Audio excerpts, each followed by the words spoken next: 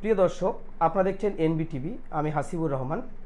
আমরা আজ পৌঁছে গেছি এমন এক ব্যক্তির সঙ্গে কথা বলতে এসেছি, তানার সম্পর্কে জানতে এসেছি, যিনি বিশেষ করে তানার এই সংগঠন বা তানার সংস্থা এই আমানত ফাউন্ডেশন, যেটা কখনো বিশেষ করে মহামারী রোগ যখন দেখা দিয়েছে, সেই মহামারী রোগের সময় তিনি মানুষের পাশে দাঁড়িয়েছেন তানার টিম নিয়ে। সেই সাথে প্রত্যন্ত গ্রামগঞ্জে ক্ষুধার্ত মানুষের পাশে দাঁড়িয়েছেন এবং শিশু থেকে শুরু করে যারা এডুকেশন অর্থাৎ সুন্দরভাবে যারা জীবনযাপন করতে চায়, তারা শিক্ষার দিক থেকে যারা এগিয়ে যেতে চান তাদের সঙ্গে সহযোগিতা করেছেন। সেই সাথে কখনো আয়লা, কখনো আমফান, বিশেষ করে এই ইয়াসের ঝড়েও আমরা দেখেছি তারা বিভিন্ন প্রান্তে, সুন্দরবনের বিভিন্ন প্রান্তেও রিলিফ নিয়ে গেছেন। শুধু সুন্দরবন নয়, পশ্চিমবাংলার বিভিন্ন প্রান্তে, সেই সঙ্গে কলকাতার মতো একটি জায়গায় সুদবিহীন ব্যাংক, হালাল ব্যাংক যেটা বলা হয়, এবং আমানত ফাউন্ডেশনের কর্ণধার শাহ আলম সাহেবের সঙ্গে। আপনাকে এনবিটিভিতে স্বাগত। ধন্যবাদ এনবিটিভিকে, যে তারা মিডিয়া জগতে একটা বড় ভূমিকা পালন করে আসছে, তাদেরকে ধন্যবাদ জানাচ্ছি। আপনার এই পথ চলার শুরুটা যদি একটু আমাদের জানান, আমানত ফাউন্ডেশনের পথ চলার শুরুটা। আমানত ফাউন্ডেশন 1994 সালে কিছু বিশিষ্ট ব্যক্তিত্বকে নিয়ে আমরা ইন্ডিয়ান ট্রাস্ট অ্যাক্টের আন্ডারে 14ই জুলাই রেজিস্ট্রি করা হয়, এবং তার আগে আমরা all India council of Muslim economic upliftment বা একমিউর মাধ্যমে কাজ করে এসেছি। এবং মূলত আমাদের টার্গেটের জায়গা হচ্ছে যে মানুষের আর্থসামাজিক উন্নয়নের ক্ষেত্রে একটা ভূমিকা পালন করার জন্যে। তো 1994 সাল থেকে আমানত ফাউন্ডেশন কাজ করে আসছে, এবং 2003 সালে যখন পোলিও খুব ভয়াবহ রূপে পশ্চিমবাংলায় দেখা যায়, তখন ইউনিসেফের সাথে আমাদের একটা পার্টনারশিপ ডেভেলপ হয়, যে সোশ্যাল মোবিলাইজেশন বা মানুষের মধ্যে সচেতনতা বৃদ্ধি করার জন্যে এই পোলিও, পালস পোলিও মোবিলাইজেশন বা পোলিও টিকা খাওয়ানো বাচ্চাদেরকে জন্যে। তো সেই 2003 সালের 15ই মে আমাদের প্রথম একটা পিসিএ বা প্রোগ্রাম কমিউনিকেশান এগ্রিমেন্ট তৈরি হয় ইউনিসেফের সাথে। আর সেই সময় তখন পর্যন্ত পশ্চিমবাংলায় 27টা পোলিও রোগী ছিল, এবং আপনারা জানেন যে পোলিও মূলত শিশুদের হয় এবং তারা পঙ্গু হয়ে যায়, কোনো কোনো ক্ষেত্রে মারাও যেতে পারে। তো এইটার একটা টিকা আবিষ্কার হয়েছিল এবং সারা পৃথিবী জুড়ে পোলিওকে নির্মূল করার জন্য অভিযান চলছিল, এবং সেই অভিযানে আমানত ফাউন্ডেশন ইউনিসেফের সহযোগী সংস্থা হিসেবে 2003 সালের 15 মে থেকে কাজ শুরু করে।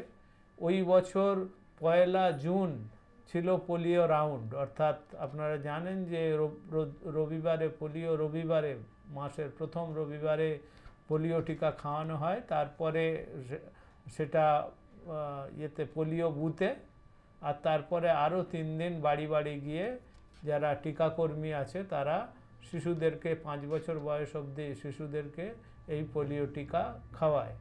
এবং তার সেই সময়ে আমরা দেখেছি যে ওই মাত্র জানুয়ারি থেকে মে মাস পর্যন্ত 27টা পোলিও রোগী পশ্চিমবাংলায় ছিল। আর তারপরে জুনের 1 তারিখে একটা রাউন্ড হয় এবং সেপ্টেম্বরে একটা রাউন্ড হয়।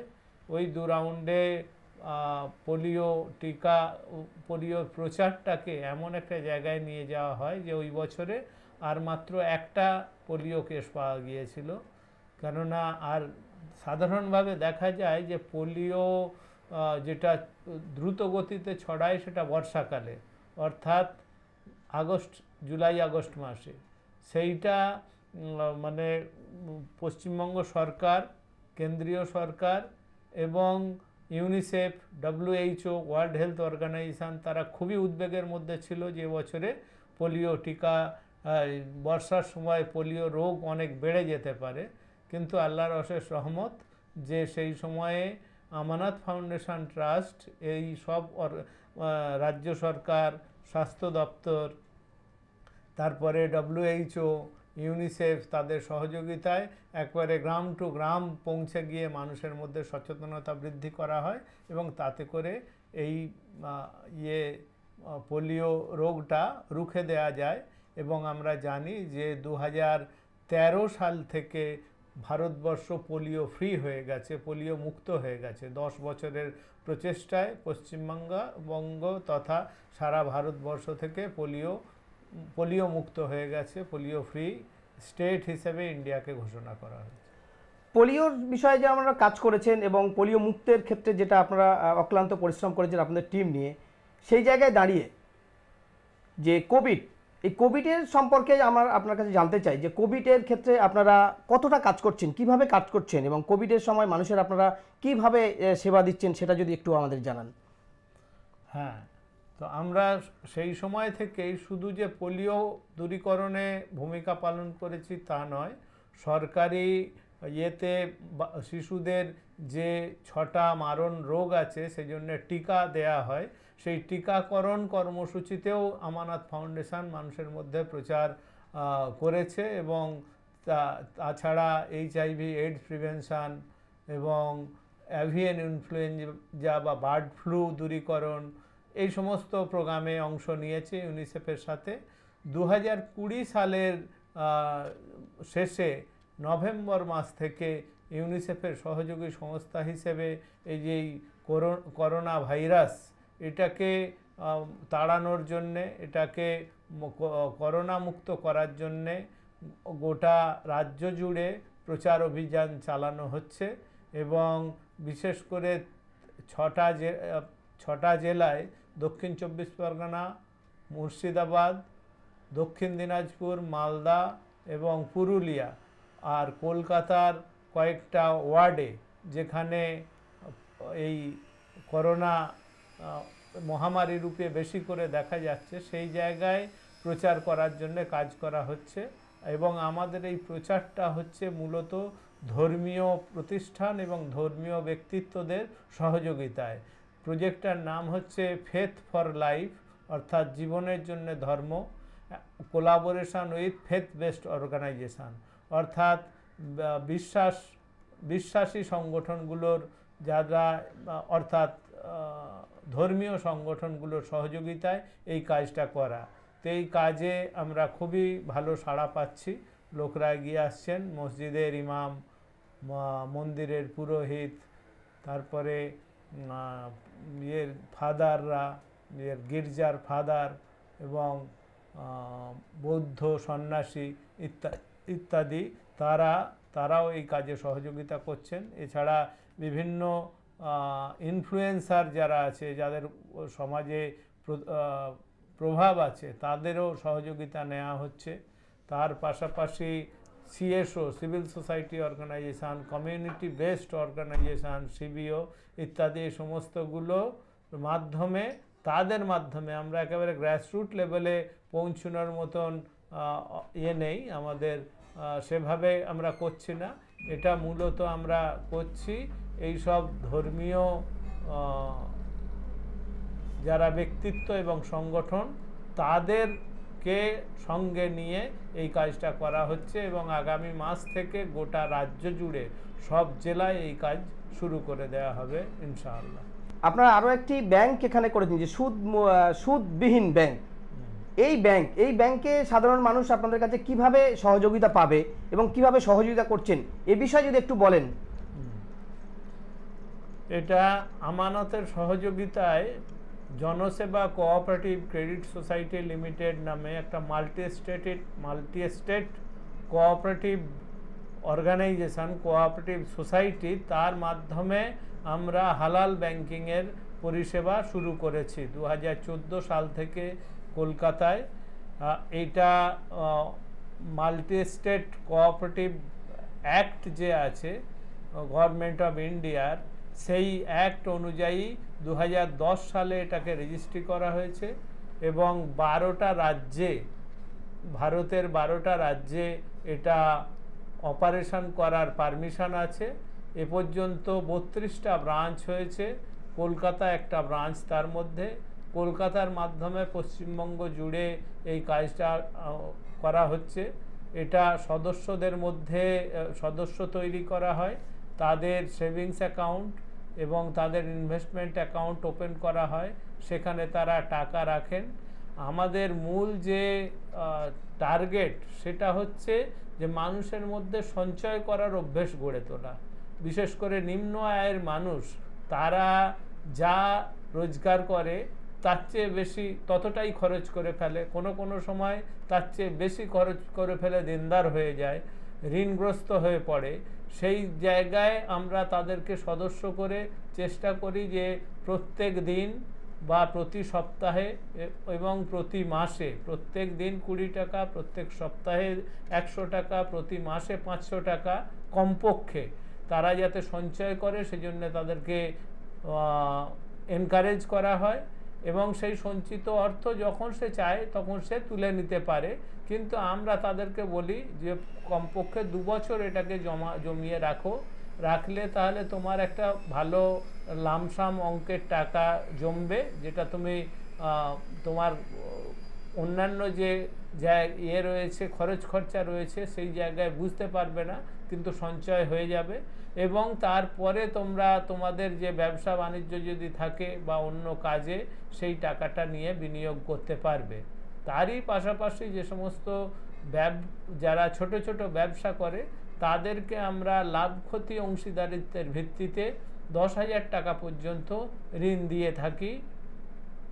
তার চেয়ে বেশি ঋণ চাইলে আমরা সেক্ষেত্রে তাদের গ্যারান্টি রেখে সেই ঋণ নিতে হয়, কেননা এই টাকাটা পাবলিকের থেকে সঞ্চয়ের টাকা নিয়ে এক জায়গায় করা হয়, সেই টাকা আবার এদের সদস্যদের মধ্যে থেকে যারা ব্যবসা করেন তাদেরকে লাভ ক্ষতি অংশীদারিত্বের ভিত্তিতে ঋণ দেয়া হয়।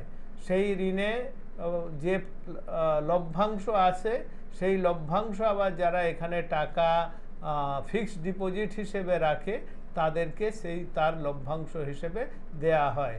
এইভাবে করে আসলে যে সারা পৃথিবী জুড়ে যে ইসলামী ব্যাংকিং যে পদ্ধতিতে চলে, এটাও সেই একই রকমের পদ্ধতিতে চলে। এটা নাম হচ্ছে জনসেবা কোঅপারেটিভ ক্রেডিট সোসাইটি লিমিটেড। যেহেতু এখনো পর্যন্ত রিজার্ভ ব্যাংকের পারমিশন নেই ইসলামী ব্যাংকিং বা হালাল ব্যাংকিং বা লাভ ক্ষতি অংশীদারিত্বের ভিত্তিতে ব্যাংকের কোনো পারমিশন এখনো পর্যন্ত আমাদের দেশে নেই, সেই জন্যে এটা আমরা মাল্টি স্টেট কোঅপারেটিভ অ্যাক্টের আন্ডারে রেজিস্টার করে, আপনারা সবাই জানেন সমবায় সমিতি আমাদের জেলায় জেলায় ব্লকে ব্লকে আছে, সেই রকম এটা সমবায় সমিতি। তবে এখানে ফিক্সড সুদ নেওয়া হয় না, লাভ ক্ষতি অংশীদারিত্বের ভিত্তিতে এটাকে চালানো হয় এবং এ পর্যন্ত বেশ কিছু মানুষ এ থেকে উপকৃত হয়েছেন। এবং ভবিষ্যতে আমরা যে বিষয়টার উপরে জোর দিতে চাই সেটা হচ্ছে সঞ্চয় করার অভ্যেস করা, এবং আমাদের সমাজে যাদের একটু পয়সা বেশি আছে তাদের কাছে গিয়ে আমরা স্বনির্বন্ধ অনুরোধ করি যে ভাই আপনারা এখানে সদস্য হয়ে এখানে কিছু টাকা আপনার ব্যাংকে ফেলে রেখেছেন, সেই জায়গা থেকে কিছু টাকা 10,000, 20,000, 50,000 টাকা যদি আপনার সেভিংস অ্যাকাউন্টে রাখেন, সেই টাকা থেকে আমরা ছোট ছোট ব্যবসায়ীদেরকে সহযোগিতা করে ঋণ দিয়ে তাদেরকে নিজেদের পায়ে দাঁড়ানো এবং তাদের রোজগার বাড়ানোর জন্যে আমরা চেষ্টা করতে পারবো। এইভাবে জনসেবা কোঅপারেটিভ ক্রেডিট সোসাইটির কাজ এগিয়ে চলেছে। বর্তমান পরিস্থিতির উপরে পশ্চিমবঙ্গে আপনারা অনেক সামাজিক কাজ করেছেন, বিশেষ করে পশ্চিমবঙ্গের যে রাজ্য রাজনীতি, এই রাজ্যের যে রাজনীতি ভোট পরবর্তী হিংসা, একের পর এক যেভাবে বিভিন্ন জায়গায় যে সমস্যা হয়েছে, এ বিষয়ে আপনি কি বলবেন? ভোট পরবর্তী যে পরিস্থিতি তৈরি হয়েছে সেই পরিস্থিতির জন্যে যেমনভাবে যারা প্রশাসনে আছেন তারাও যেমন দায়ী, অর্থাৎ প্রশাসক দল তেমনি করে যারা বিরোধীতে আছে তারাও অনেকটাই দায়ী। তো এই জন্যে আমরা তাদের সবাইয়ের কাছে বলি, বিশেষ করে সংখ্যালঘু সম্প্রদায়ের, যে তারা যখন কোনো রাজনীতি করতে শুরু করে তারা অনেক সময় মারপিটের রাজনীতিতে নিজেদেরকে জড়িয়ে ফেলে। এইটা করতে গিয়ে আসলে তাদের আর্থসামাজিক ক্ষতি একটা বড় হয়। সেই জায়গায় দাঁড়িয়ে আমরা সরকারের কাছে বিশেষভাবে আবেদন জানাবো এবং দাবি জানাবো যে মানুষের কল্যাণের জন্যে ওয়েলফেয়ার গভর্নমেন্ট বা কল্যাণকামী সরকার, সেই সরকার, তার হাতে প্রশাসন আছে, পুলিশ প্রশাসন আছে, সেই সমস্ত প্রশাসনকে কাজে লাগিয়ে যত দ্রুত সম্ভব এই সব রকমের সন্ত্রাসী কাজকর্ম এবং তার সাথে এই ভোট পরবর্তী যে সন্ত্রাস সেটাকে তাড়াতাড়ি বন্ধ করার ব্যবস্থা করা।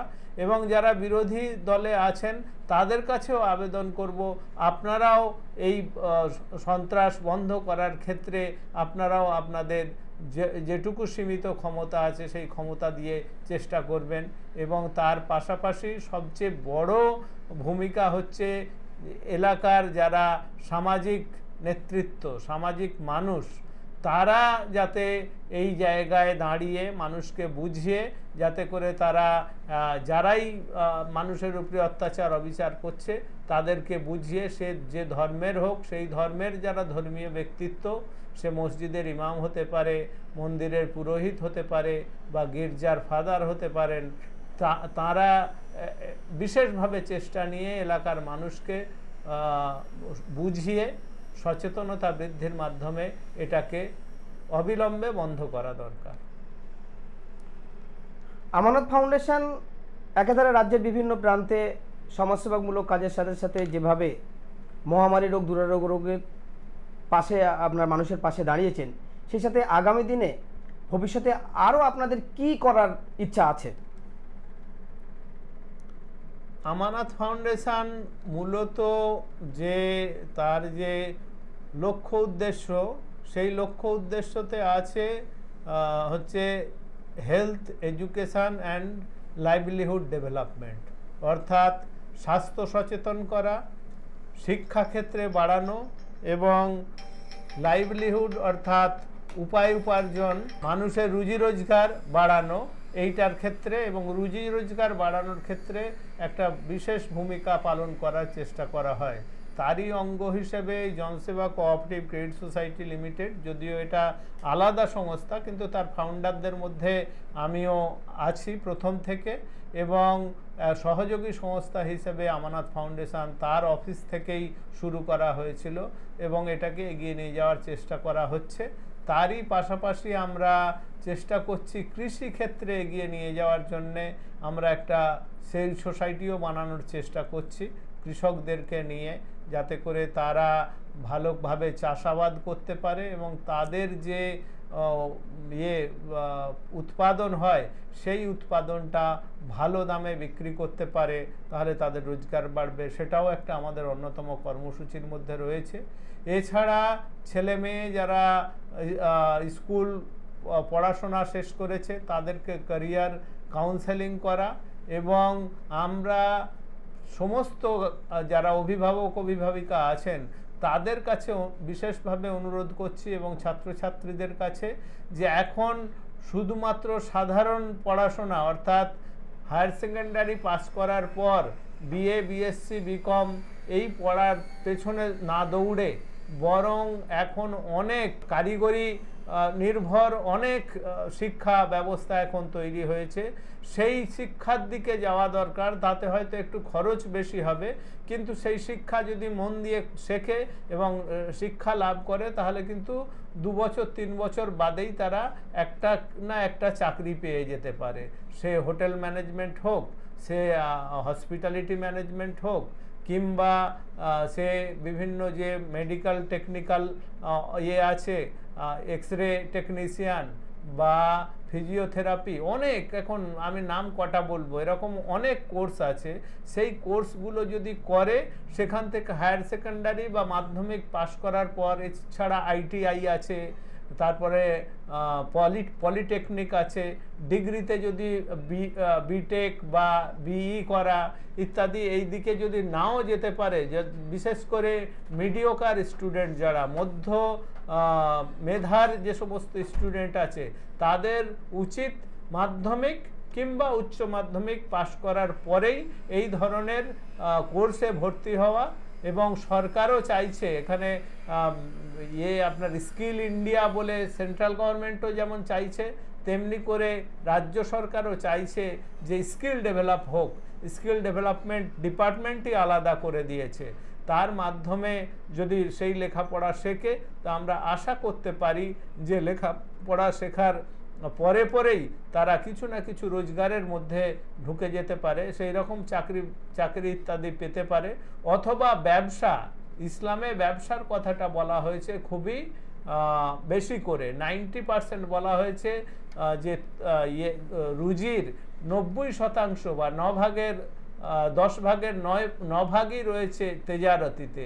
তো এই তেজারতি করার ব্যাপারে বা ব্যবসা করার ব্যাপারে, হালাল ব্যবসা করার ব্যাপারে যদি ছেলেমেয়েরা এগিয়ে আসে, সেইটাকে লক্ষ্য রেখেই আমরা এই জনসেবা কোঅপারেটিভ ক্রেডিট সোসাইটি লিমিটেড তৈরি করেছি, যাতে করে ছোট ছোট পুঁজি দিয়ে একটা মানুষ যদি কাজ করে তাহলে সে 5,000 টাকা একটা পুঁজি নিয়েও দৈনিক 200 টাকা রোজগার করতে পারে, 300 টাকা রোজগার করতে পারে, ছোট ব্যবসা করে, মাছের ব্যবসা করে, সবজির ব্যবসা করে। সেইভাবে যদি করে আস্তে আস্তে সেটা বাড়বে। এবং ব্যবসা এমন একটা জিনিস, সেটা এমপ্লয়মেন্ট জেনারেট করে। যে আমি একটা ব্যবসা করলে আমি আরও 2-3 জনকে সেখানে চাকরি দিতে পারবো। এই এমপ্লয়মেন্ট জেনারেশনের জন্য তেজারতিতে আসাটা খুব দরকার। একদিকে হচ্ছে তার কারিগরি শিক্ষার ক্ষেত্রে এগিয়ে যেতে হবে, আর দ্বিতীয়ত শিক্ষা শেষে অবশ্যই কোনো না কোনো ব্যবসা বা যারা চাকরি করতে চায়, নিশ্চিত একটা মাস গেলে মাইনে পেতে চায়, সেই চাকরির ক্ষেত্রে যাওয়ার জন্যে এই কারিগরি শিক্ষাটা একান্ত দরকার। এবং কারিগরি শিক্ষার পরে যার মধ্যে ব্যবসা করার ন্যাক আছে সে ব্যবসায় যাবে, যার চাকরি করার ন্যাক আছে চাকরিতে যাবে। এইভাবে করেই আমরা মনে করি যে পশ্চিমবাংলার এই বিশেষ করে নিম্ন আয়ের মানুষ যারা, সংখ্যালঘু মানুষ যারা আছে, দলিত আদিবাসী যারা আছেন, তারপরে যারা শিডিউল কাস্ট, শিডিউল ট্রাইব আছেন, তাদের জন্য অনেক ধরনের স্কিম আছে। সেই স্কিম গভর্নমেন্ট অনেক স্কিম নিয়েছে, আমরা সেই বেনিফিট নিতে পারছি না। আমাদের ছেলে মেয়েদেরকে সেই বেনিফিট নেওয়ার জন্যে যারা গার্জিয়ান আছেন, যারা অভিভাবিকা আছেন, তাদের একটু সচেতন হতে হবে। হলে দেখবেন অবস্থার 5 বছর যদি চেষ্টা করা হয়, 5 থেকে 10 বছরের মধ্যে কিন্তু অবস্থার অনেক পরিবর্তন হবে। 10 বছর আগে যে অবস্থা ছিল এখন কিন্তু অবস্থার পরিবর্তন অনেকটা হয়েছে। আমরা ছোটবেলায় দেখেছি মানুষ কত দারিদ্র্যের মধ্যে দিয়ে দিন যাপন করত, এখন কিন্তু সেই জায়গাটা অনেক পাল্টে গেছে। এবং আমরা এবারেও দেখলাম যে এই যে মহামারী, এই করোনার মহামারীতেও সরকার যেভাবে মানুষের পাশে দাঁড়িয়েছেন, সরকারের কাছে অর্থ আছে বলেই তো দাঁড়িয়েছেন, সেই যে এবং তার সদিচ্ছা আছে, পলিটিক্যাল উইল আছে বলে তারা দাঁড়িয়েছেন। এই যে বিনামূল্যে রাজ্য সরকার যেভাবে রেশন দিয়েছে আজকে মানুষকে, না হলে কী যে অবস্থা হতো ভাবলেও গা শিউরে ওঠে। যে লক্ষ লক্ষ কোটি কোটি মানুষ তারা এই যে গত 1.5 বছর 2 বছর ধরে যে অবস্থা চলছে, সেই অবস্থায় না খেতে পেয়ে হাজারে হাজারে মানুষ মারা যেত, কিন্তু সেই জিনিসটা হয়নি। তো এখন অবস্থার পরিবর্তন হয়েছে। আমাদের চোখ কান খোলা রেখে, অভিভাবিকাদের এবং ছাত্রছাত্রীদের চোখ কান খোলা রেখে তাদেরকে নিজেদের ভবিষ্যৎ গড়ে তুলতে হবে, ক্যারিয়ার গড়ে তুলতে হবে। তারই পাশাপাশি আল্লাহর উপরে বিশেষভাবে নির্ভর করতে হবে।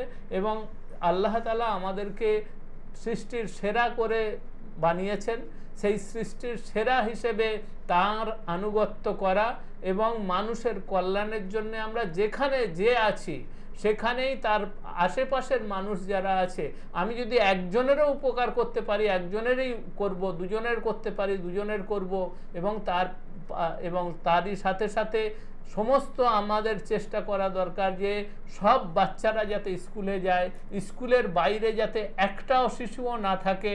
তাহলে আমরা জানি না কোন শিশুর মধ্যে কি প্রতিভা আছে, যদি সেই স্কুলের বাইরে থেকে যায় তাহলে সেই প্রতিভাটা নষ্ট হয়ে যাওয়ার 90% বেশি সম্ভাবনা থাকে। সেই ছেলেটা যদি আবার পড়াশোনার মধ্যে ঢুকে যায় তাহলে তার সম্ভাবনা অনেক বেড়ে যায়। এবং তারই পাশাপাশি আমরা এখানে দেখছি যে অনেক মিশন গড়ে উঠেছে, সেই মিশনগুলো আবার এই সমস্ত মেধা সম্পন্ন ছাত্রছাত্রীদেরকে খুঁজে খুঁজে বার করছে এবং তাদেরকে সহযোগিতা করে ভালো পড়াশোনার দিকে এগিয়ে নিয়ে যাওয়ার চেষ্টা করছে। সুযোগ অনেক বেড়েছে। শিশুকাল থেকে যে সমস্ত মেধা ছাত্রছাত্রীরা পড়াশোনা করছে বা মেধা আপনারা খুঁজে বার করছেন কি, বা তাদের সহযোগিতা করছেন? হ্যাঁ, আমরা একেবারে শিশুদেরকে নিয়ে আমরা চেষ্টা করছি যাতে করে একটা school go to school campaign আমরা প্রতি বছরে করি।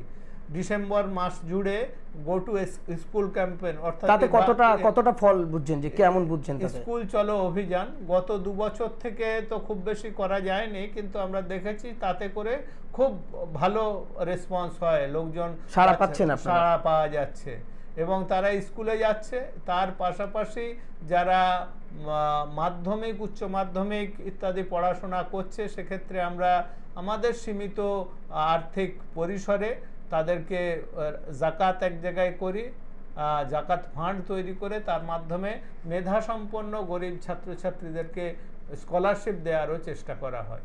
ধন্যবাদ।